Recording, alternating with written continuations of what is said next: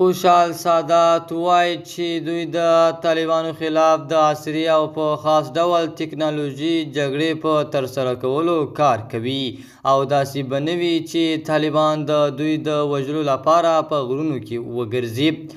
دغه موخه له دې خبرې ظاهراً د مقاومت ډلې جنګي فعالیتونه وو چې د پوځي شنونکو په وینا کلاسیکه بڼه لري او طالبان یې له همدې امله د ډیرو وسلوالو په وژلو او ځپلو بریالي شوي.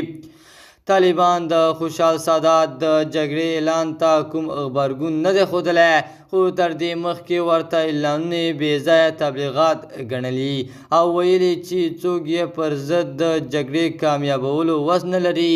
له دې سره یو شمېر خلکو طالبانو د افراطي کړنو د دوام او د یو ملي او منتخب نظام د جوړېدو د مخنیوي لپاره په هیواد کې د جګړې رامنځته کولو عامل بولي. په سلامونو مارکلای کوم د ایف جی نیوز چینل درنو لیدونکو، سلام، ستړي مشئ، وخت مو بخیر. پام راګرځوم د دې ساعت مهم خبر ته.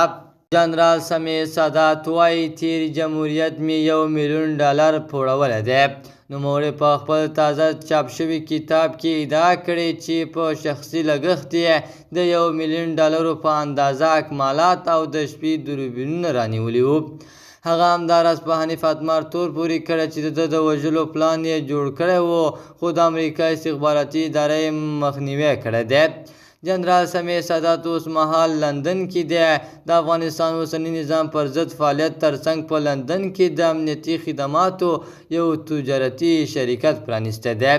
دغه شرکت چې سادات کنسلټنټس لیمیټډ نومیږي، د پیسو په مقابل کې بیلابیلو دفترونو، شرکتونو، هوټلونو او خلکو ته امنیتي خدمات وړاندې کوي. د ایف جی نیوز چینل درنو لیدونکو، دا و زموږ د دې ساعت چمتو شوی خبر. الله پامان.